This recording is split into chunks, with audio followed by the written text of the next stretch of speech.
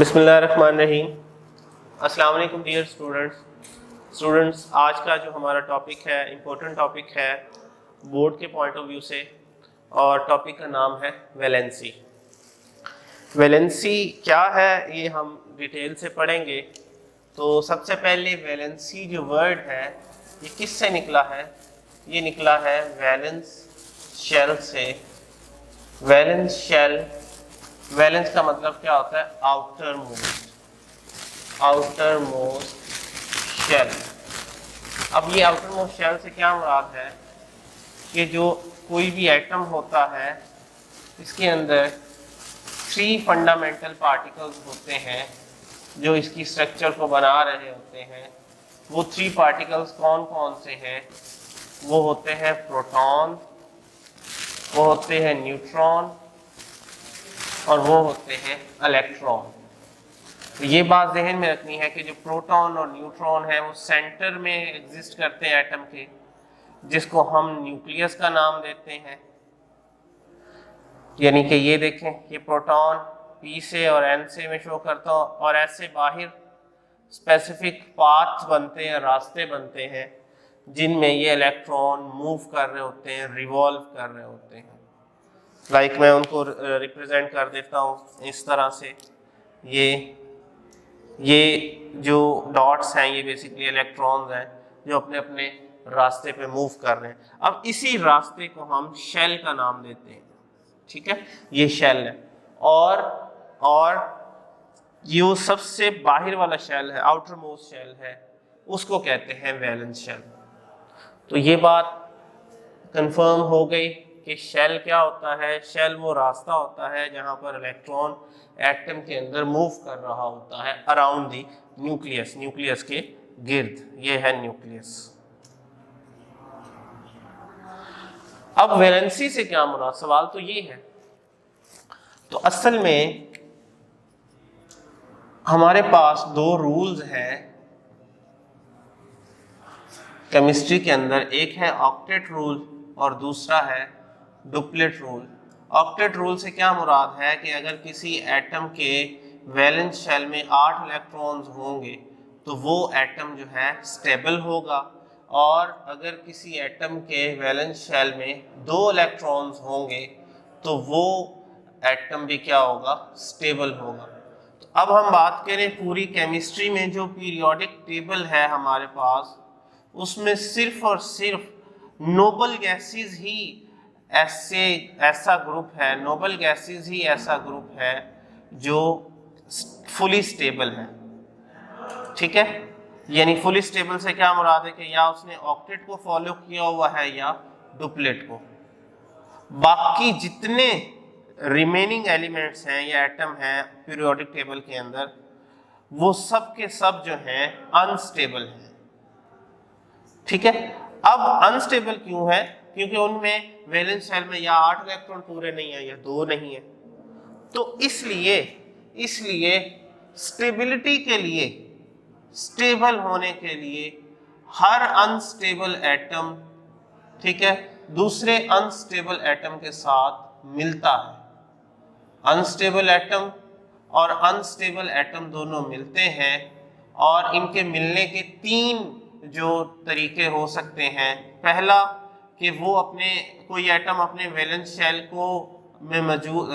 Shell में मौजूद electrons को या तो डोनेट कर देगा, किसी दूसरे एटम को दे देगा, या दूसरा तरीका है कि इलेक्ट्रॉन वैलेंस शेल में गेन कर लेगा, दूसरा तरीका है।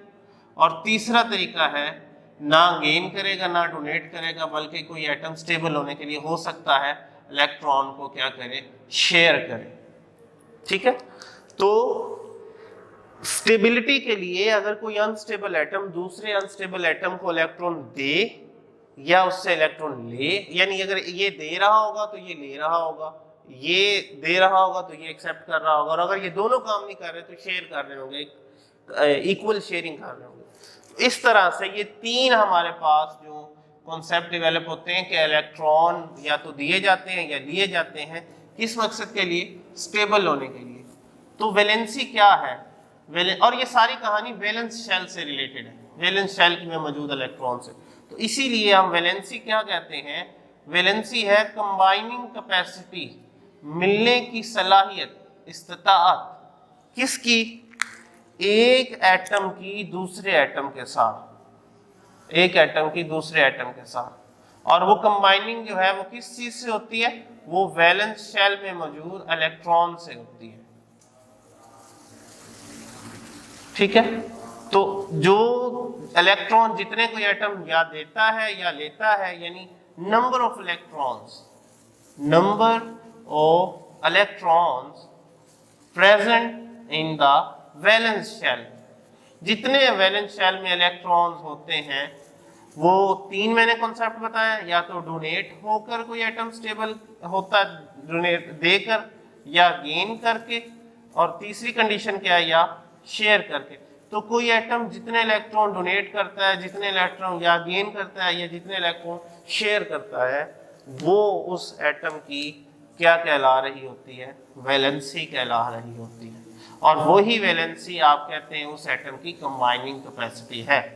तो अब मैं इसको डेफिनेशन की फॉर्म में बोलूं तो द कंबाइनिंग कैपेसिटी, मैं यहां लिख देता हूं, the combining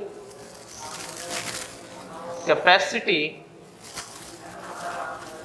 of an atom with other atom is called valency, इसको हम वैलेंसी कहेंगे।